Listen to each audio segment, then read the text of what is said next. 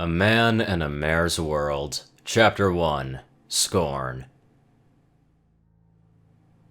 Scorn. The feeling or belief that someone is worthless or despicable. To feel and express contempt or derision for something. These two definitions were something the human knew all too well. Scorn was all he felt. From the moment he set foot in this world, to the few encounters that he's had with this world's resident ponies. He'd tried to integrate himself, to approach with friendliness and wanton of peace. But it ended in the same, all 5 times that he's tried. In chains. The first one that he met was calm and friendly.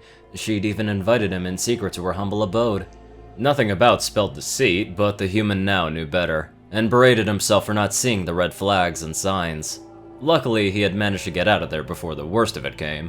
The human assumed her to be a bad egg among the species, a selfish mare who just wanted him to herself. He wanted to believe the others would be different. All other 4 attempts proved him wrong, and the last one was the final straw. She didn't just chain him up, she magically infused those chains onto his person, sealing his arms and legs in rock to make sure that he never left and could never escape. Luckily for him, Zecora knew when he was in trouble. It was part of her charm, a caretaker's instinct. She tracked him down, ripped him from the mare's hold, and dissolved what she could off of him. Now, only the right braces and pieces of rock remained, forever attached to his right forearm and his right ankle. He never gave another mare a chance thereafter. Not even the kind and shy Pegasus that resided just outside the Evergreen in Ponyville, even if she always left him. Having been fed up with being powerless, with Zecora coming to bail him out of jams like that, he decided to try and obtain the power ponies had. Magic. This journey took him to some old castle, one that he'd been to on various occasions to explore in safety, as it was the only structure in the Evergreen hidden from the eyes of the world. Hidden doors and chambers were everywhere, all holding relics that were priceless and powerful. Zecora had warned him of the latter, always telling him to stray from them, but this time, he couldn't. He needed to push back when the world shoved him. So, he found something legendary, something forbidden, and now he wore it around his neck like a necklace. Standing atop a hill on the outskirts of Ponyville, the human looked down at the town, dressed not in normal clothing, but in a costume created and conjured up by the alicorn amulet that he bore. The costume was pitch black, with its material being a leathery fabric magically enhanced to withstand physical and magical strikes. On his torso runs a V-shaped red stripe that rounds to his tailbone at the top of the V, which stops at his pecs. The bottom of the letter goes down to his groin, passing his legs and meeting the stripe at his tailbone. A second stripe of the same color goes around the back of his neck and travels down his shoulders and arms, stopping at the base of his forearm-length gloves.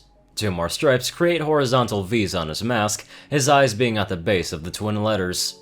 His waist had a belt made of chains, and a second belt is attached to his left leg, 3 satchel pouches clipped to it. They served as inventory, allowing him to carry bits, miscellaneous items, and small potions brewed by Zecora. When in the costume, his eyes became a pure pitch white, and he bears a long black cape connected to black metallic shoulder armor, which is kept there by the alicorn amulet, as it is attached and acts as the hook to the cape. To all who sees this costume, they would find it to be just that, but it was so much more, especially when it was made by one of the greatest and darkest amulets known to pony kind, and with the costume came great magic and power. More than enough to rival and triumph over those that try to take advantage of him. Of course, no pony had tried, sure, and the human doubted that they ever will again once they see him now. With 7 years under his belt and 20 not too long ago, the human's mind still wandered, always entertaining the thought of what came before. He hated not knowing who he was. A whole childhood was wiped without reason or an explanation. He could only assume that his memory was meant to be wiped so that when those 2 alicorns came to take him away, he would always believe that he was their pet, their breeding bull, and that nothing's ever changed. It didn't work, and while he didn't remember anything, he still knew that there was a life before, a life taken away in favor for selfish or perhaps selfless gain. Honestly, He couldn't discern whether or not he was the bad guy for staying hidden for as long as he was, but with everything that's occurred, he definitely viewed himself as a lesser evil to the mares who found out about him.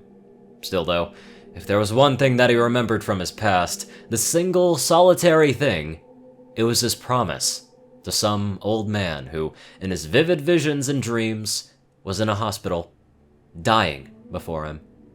He wanted him to do what was always right, even for those who didn't appreciate it. He wanted him to be better, and to keep being better. That's why he didn't just take the Alicorn Amulet for a means to fight back, but a means to be a hero. A guardian that dwells on the darker side of Harmony. Turning his pure white eyes upwards, the human stared at the afternoon horizon. That man... He's the only thing I can remember in that gruesome image of him in the casket. He looked down at the brace on his arm, tugging at it before looking out again. Who am I?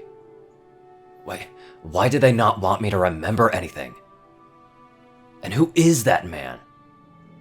He felt like he'd never get an answer. At least, not anytime soon. With a cool breeze blowing his long black cape to the side, he turned to return to the Everfree Forest. Help! Help! He stopped when he heard a voice calling for aid, turning back around as he recognized the voice to be young, too young to be an adult. It was a child screaming for someone, anyone, to answer her call. Looking towards the source of the cries, his eyes fell upon a well with a broken boarded entrance. A filly had fallen in, he wagered, and acting upon his impulses, he reeled down. The cape behind him split at the seams, burning into two slices that formed into a pair of wings. Flapping them once, he refocused himself and launched into the air, turning and gliding towards the well. Smashing through with a magically infused fist, he cruised down the large hole in the ground, wondering just how the filly who fell down was even alive. Reaching the bottom, he flared his wings to slow himself down, finding the small anthropomorphic filly standing, slightly sunk, in the murky water. She squeaked at the sight of him, especially when his red stripes glowed with the usage of his arcane magic, but she was given no chance to flee from him, as he grabbed her and tucked her under his arm. Giving a hard push upwards, he soared towards the top of the well, gaining more and more speed as he could feel the presence of a crowd just outside. Flying up out of the well, he arched over the crowd before allowing the wings to fuse back into a cape. Slamming into the dirt, the glow of his stripes faded and he let the youngling mare down. Her mother, having heard the cries before the human sprang into action, rushed to the little filly. She scooped her up in her arms as the human watched, ignoring the cheers that he got from the others around him. Walking past them without a word, he sprang upwards, landing on the roof of one of Ponyville's buildings. Hey, wait! The human paused, looking back at the crowd, as the filly was waving at him, and the mother was smiling. Thank you so much. I couldn't begin to think about what could have happened to my daughter had you not shown up. Think nothing of it, miss. Part of the new job. The filly wiggled in her mother's arms, looking up at him excitedly. I'll think everything of it. You're my hero. The mother nodded in agreement.